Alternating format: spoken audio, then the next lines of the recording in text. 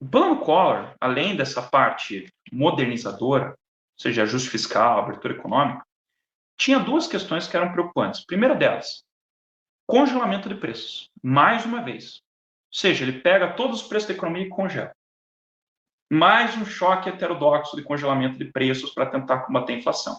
Foi a mesma história que a gente viu no Plano Cruzado, no Plano Cruzado 2, no Plano Bresser, no Plano Verão, em todo o governo Sarney, em 20 séculos de história que a gente tinha visto isso, e eles tentaram novamente choque heterodoxo do congelamento de preços, que naturalmente leva a desabastecimento, leva a um sobreconsumo e uma subprodução, ou seja, como o preço está mais favorável à população, a população sai para comprar, mas como está desfavorável aos produtores, eles acabam não sustentando a produção e começa a faltar produtos, que é o que acontece em todo o congelamento de preços. E aí, então já começa a parte ruim aí. A segunda parte que veio, que aí foi ainda pior. Se o congelamento de preços é ruim, nós temos a parte que conseguiu ser muito, mas muito pior do que esse congelamento de preços, que é o famoso confisco das poupanças. Que aí a Zélia vai tentar dizer várias vezes que não é bem um confisco, foi retornado o valor depois. Mas, enfim, o que era isso? Em essência, o plano Collor, o plano Brasil Novo, mudava mais uma vez a moeda. No espaço de 10 anos antes, nós tínhamos passado do Cruzeiro para o Cruzado Novo, e agora nós voltamos ao Cruzeiro, ou seja, criar uma nova moeda que é o Cruzeiro. Só que você vai perceber que a gente tinha, na verdade, duas moedas. Porque, óbvio, você tem a nova moeda, mas você tem que fazer a transição para essa moeda, que era justamente essa parte, que é justamente o plano. Nós tínhamos os cruzados novos que estavam nas contas e os cruzeiros que deveriam substituir.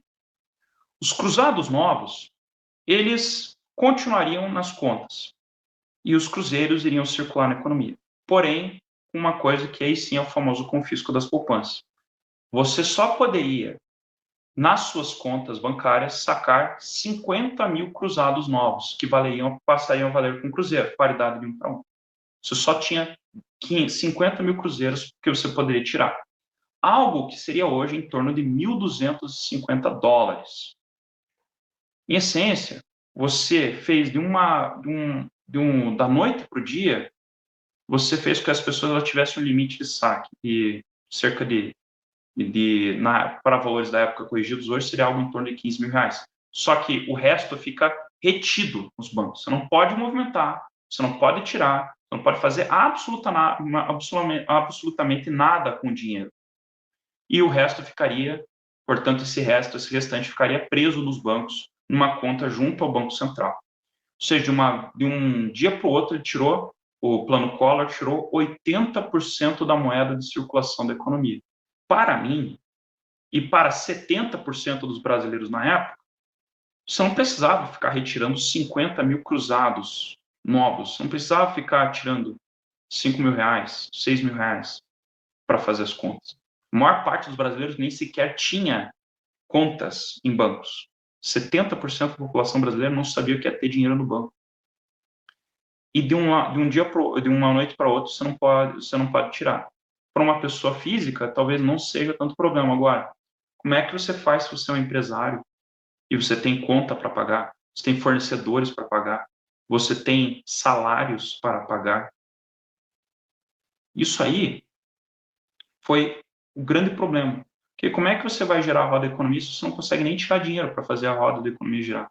Você não consegue mais utilizar essa parte do dinheiro para fazer o seu negócio. Como é que você vai administrar uma empresa se você tem limite de saque? Você não consegue fazer isso. Imagina as grandes empresas, grandes indústrias, como por exemplo do ABCD Paulista, de administrar 2 mil, 3 mil funcionários de uma planta, tendo o limite de 50 mil cruzados novos. Todo o resto ficaria no Banco Central e só iria retornar para você no espaço de 18 meses, com correção monetária, mais 6%, mas claro, até hoje, como a gente conhece aqui no Brasil, nós temos até hoje pessoas brigando na justiça para reaver o valor que havia sido confiscado do plano Collor. Nós tivemos naturalmente uma grande deflação, uma grande crise econômica.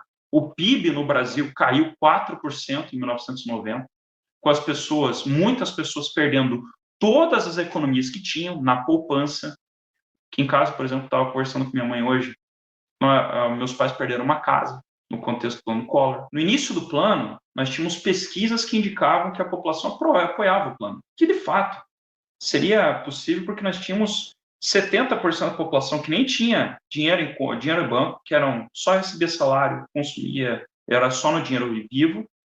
Nós tínhamos claramente, então, muitas das pessoas não tinham 50 mil cruzados novos, não tinha $1.200 também, principalmente na caderneta de poupança, não é à toa que 90% das cadernetas de poupança não foram atingidas, mas atingiu todo o setor produtivo, toda a parte que fazia, de fato, a economia girar. Portanto, nós tivemos uma queda de 4%, a inflação ela não cedeu porque o governo ele teve que começar a liberar dinheiro por necessidade, ele não conseguiu manter esse confisco, ele foi começando a liberar.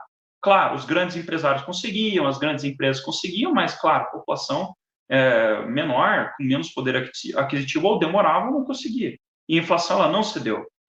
E, com isso, nós tivemos a grande perda de popularidade do Collor já no início do mandato, com esse choque. Apesar do início ter índices extremamente favoráveis, 70% da população apoiava o plano.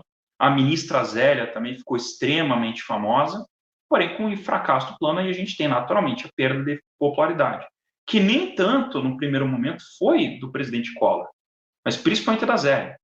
E a isso soma-se todo o peso em cima da própria Zélia Cardoso Mello, que não era tanto famosa assim. Ela tinha 36 anos na época, não tinha uma carreira consolidada, não era um dos maiores nomes na economia. Mas que, de fato, quando você colocou o nome na reta, como ela de fato colocou, nós tivemos todo o peso caindo nela e no presidente.